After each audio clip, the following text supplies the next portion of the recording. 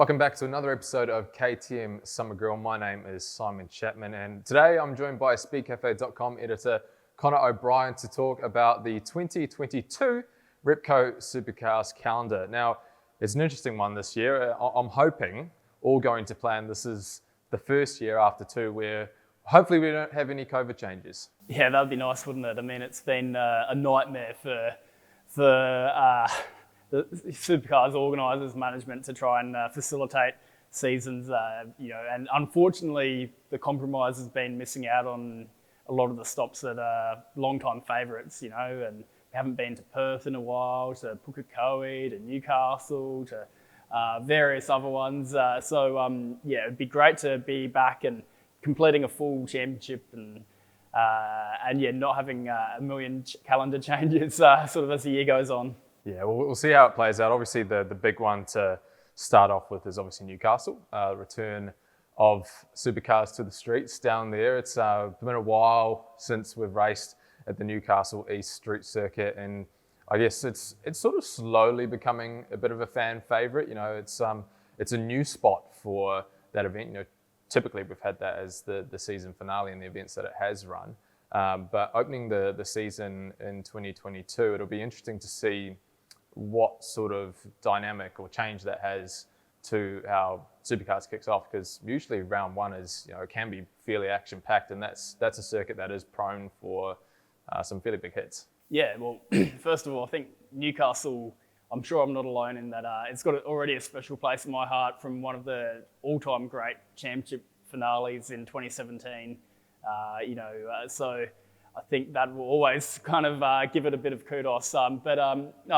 It does sort of similar to Adelaide. I mean, it's not the same as Adelaide clearly, but I mean, it does give a bit of no margin for error to start the season, which can, someone's season can start very firmly on the back foot, as it did for Tim Slade at Bathurst, obviously earlier this year.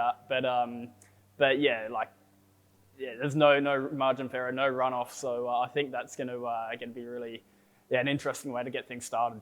For sure. So obviously Newcastle is one of those circuits that returns to the calendar. Obviously Albert Park, we've got Perth, Winton, Pukekohe and Surfers Paradise, all tracks that are quote unquote returning. I suppose they never really left because they were always sort of scheduled to be on the calendar, but obviously COVID sort of put pay to that. An interesting one that came through quite late in the piece was obviously the addition of the Bend to the calendar. When the initial calendar came out, there was sort of that draft label attached to it with that July slot sort of left vacant. There was sort of some chat around whether or not QR might sort of fit into that, but ultimately we've ended up with a race at the Bend. Good, I guess, that Supercars can continue their tradition of going to all the states and territories as well as New Zealand, except for the ACT. Yeah, 100%. I mean, South Australia, it would have been a bitter blow to not have any races there, given that, I think everyone's still hurting from the Adelaide 500 not being around at the moment. Hopefully soon back. But the Bend is a state-of-the-art facility, and I think there was probably a little bit of back and forth around, I know Sam Shahin, the owner there, wants an endurance event. And obviously, at the moment, we're sticking with one enduro, so I think that was maybe a little bit to do with sort of the delay in announcing it. But yeah, in the end, it's a great win for everyone to have the Bend back on the calendar. And it's actually, after probably the first couple of years, I thought the racing was a bit lackluster there. It's been much better the last couple of years, as I think they've brought the softer compound tyre there. And so I think that should be good. It will be very cold though. You need your jacket out. Yeah, for sure. Yeah, the Bend in the middle of the year is a bit of a wind tunnel, unfortunately. We've got the calendar. It does have, in brackets, draft attached to it still. I think there's maybe some change that could come that's not necessarily COVID related. You sort of briefly touched on it before there. There's some chat around the Adelaide 500, which is obviously sort of hinges on the Labor government being formed in South Australia, assuming they win the election in March. That's an interesting one for me, especially when the calendar first came out, because there was that gap towards the end of the year. We're used to having the championship finish on sort of early December, and as it stands, we're set to finish at Sydney Motorsport Park with a 600k event in late November, which is November 18 to 20. Yeah, so it's the early. earliest since 2000. Yeah, I think. sort of putting COVID aside. Aside from 2020. There is that window there. Personally, I think Adelaide's going to be more likely for 2023 if it does come back, and that's still a big if. And the good thing is, I mean, it's great that the opposition party down in South Australia has really thrown their weight behind it. They have talked the talk, so they are going to have to walk the walk if they do get up. But I mean, everyone knows that would be an incredible addition. It's such a good event. So I would love for that to be back on the 2022 calendar. I think 2023 is probably more likely, just given the turnaround time. But yeah, hey, the more events the better, right? Yeah, for sure. Well, it's certainly with this new structure with the owners, Racing Australia Consolidated Enterprises, they've sort of spoken about how, with more events, there's more return for the team. So, the teams will certainly not be saying no if we can go back to Adelaide, and I'm sure the fans will turn up in their droves if that event does come back. So that'll be interesting. One thing that I did touch on briefly earlier is Queensland Raceway.